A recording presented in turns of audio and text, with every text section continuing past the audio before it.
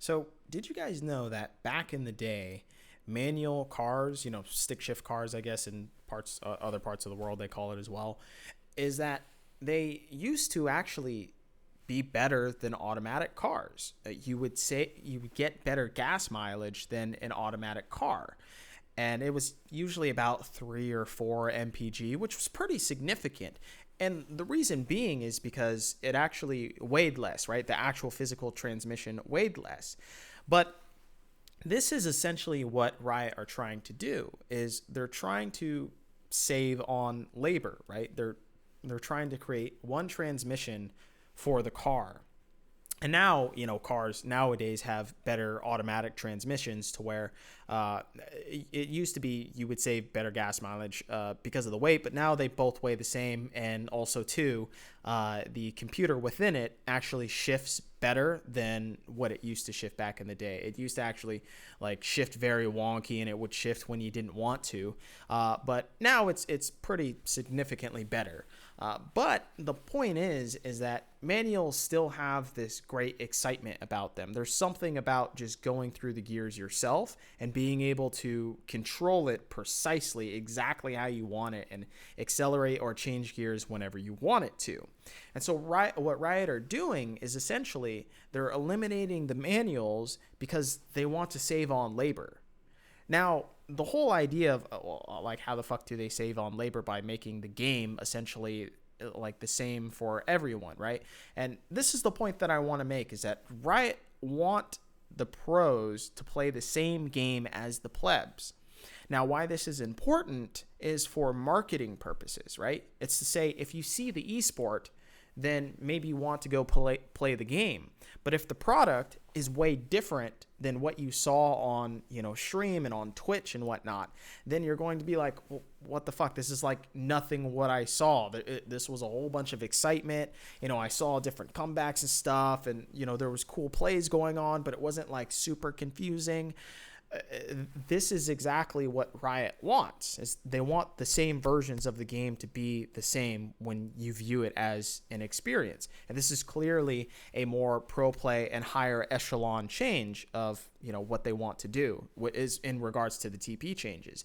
Now, to get to them in the nitty gritty, it's 360 seconds for the cooldown at all ranks, and then it becomes Unleashed TP at 14 minutes, reducing the cooldown to 240 seconds. So essentially what has happened is now you can only TP to structures before 14 minutes, right? So, and then it becomes Unleashed TP, and that's like the regular normal TP that we know, previously before. You can TP to wards, minions, etc., right? And then they actually also, I don't even think this was in the patch notes originally, but they now have also removed the 50% movement speed increase. Whenever, you TP, I think you get a 50% movement speed for 30 seconds. They moved that over to the Unleashed TP portion, right? So now you don't have that anymore until 14 minutes. So they've consistently nerfed teleport because teleport has essentially been one of the biggest differences between pro play and pleb play, right? Solo queue, because TP highly influences the entire map and the entire game state of how you play League of Legends at a high level. If you know how to use TP, you can completely change the surface of the game entirely, which is why pro play looks a lot different from solo queue. So back in the day, let's go back to some of the crazy, antics of TP in that you used to be able to cancel teleport until Season 8. So you could channel teleport, and then you could cancel it if you want. So like say a Malphite was about to ult you, and you're in top lane, and you're trying to teleport to bot lane. You could cancel right before Malphite hits you, and you would get a refund of 150 seconds. Which, is fucking crazy, right? So it's essentially cut your teleport in half. This was like later, I think it was decreased to you would get it reduced 100 seconds, but it's pretty significant, and it allowed for a margin of error, in case you TP in the wrong spot or something, or someone spots you. And then before that, you would even get a TP. You would get reduced cooldown if you TP to a turret. So TP was actually fucking insane back in the day, and I think it was a little bit unreasonable of those two things of being put on TP. But now it takes a little bit more strategy in order to use TP. Well, I guess previously, right? But patch 12.1, what they're doing is essentially they're taking out the entire team aspect of what is teleport, and the fact that teleport in pro play is actually a team summoner spell. It's not for the top laner really. He gets maybe one TP to get back to lane, and then the rest of the game it's not really his summoner spell. It's his team's summoner spell.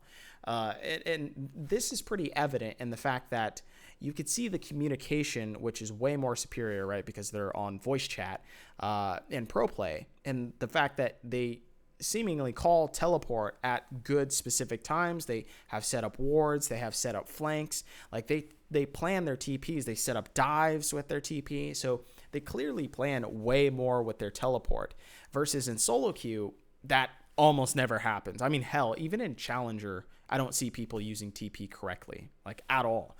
So this change is supposed to make it to where there's a synchronicity between pro play and solo queue.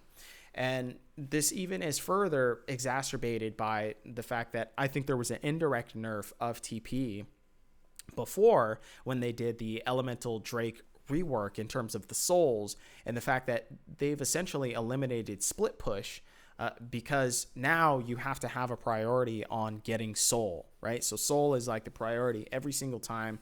There's an objective on the map that you have to do no matter what, and you can't afford to really give up, that third Drake or that fourth Drake especially, right? So there's that entire nerf, which, completely got glossed over by a lot of people. Another small thing with this current TP change is that essentially what it's done is it's messed up wave management. And the fact that in the higher parts of pro play or even solo queue, really, you can use teleport in order to do wave management when you get back to your lane.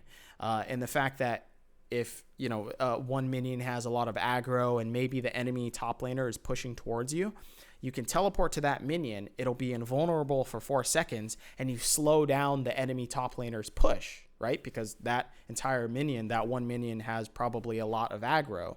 So you teleport to that and you slow his fast push. So you can set up different wave management situations with teleport. Now you can't do that, at least pre 14 minutes, which is just the entire lane phase, right? So now they're fucking with wave management. So that's already fucking with, the entire echelon, high echelons of pro play or, solo queue play. And you don't really see that in gold, or you don't see it in silver, or even platinum. You really don't see it a whole lot either. So this is another thing to make everything kind of coincide with each other as far as pleb play versus pro play. Now, obviously, this TP change, the most significant thing is that it's meant to stop dives in the bot lane, right? Because all the ADCs are fucking crying about getting dove constantly. And so they got to make this change.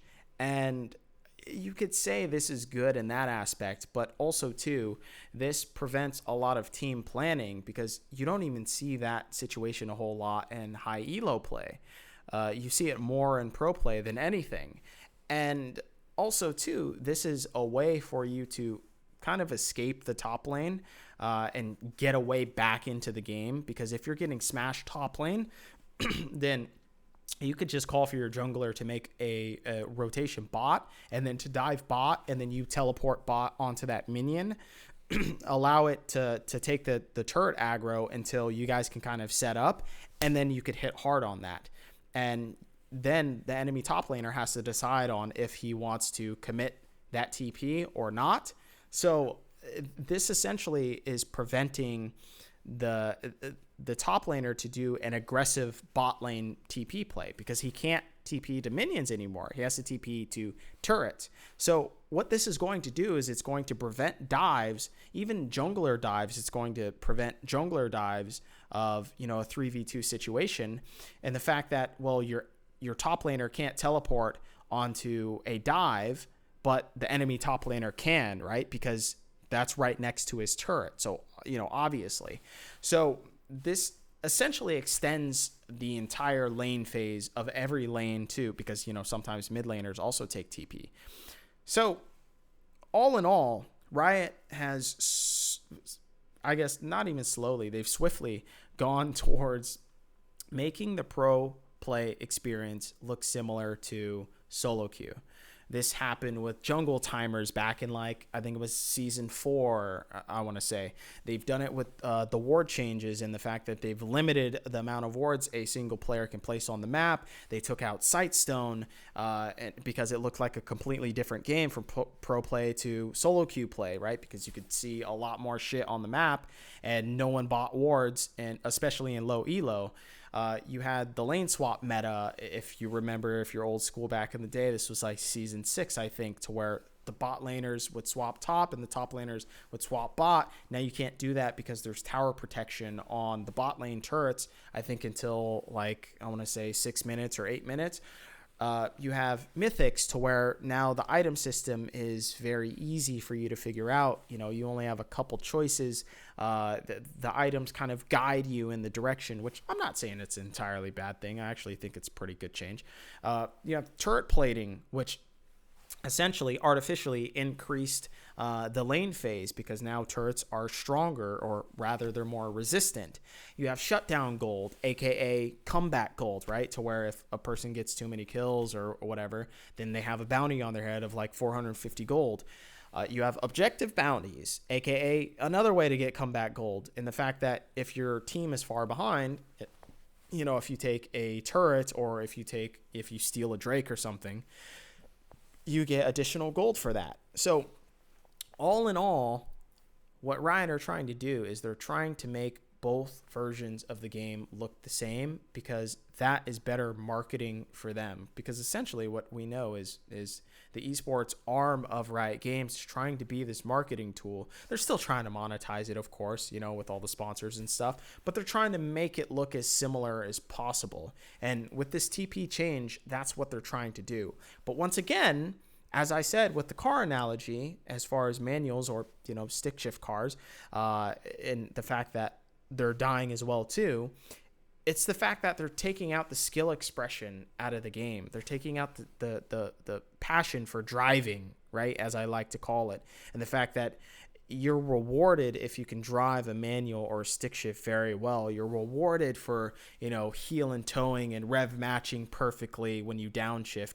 You're rewarded as an excellent driver when you drive a stick shift, and you get much more enjoyment because it's much harder to do. And that's how I see these TP changes. I see it as though they want this conformity because they don't want to try and balance the game, or they don't want to manufacture, a different type of car for the people that want to be like this elite type driver.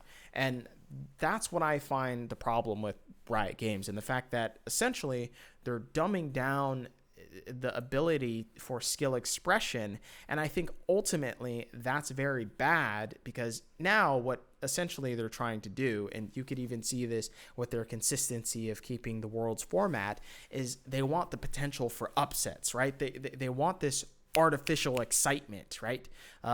Because that, at least momentarily, it's stimulating. But ultimately, as you try and progress towards mastery, I just think it's incredibly unfulfilling.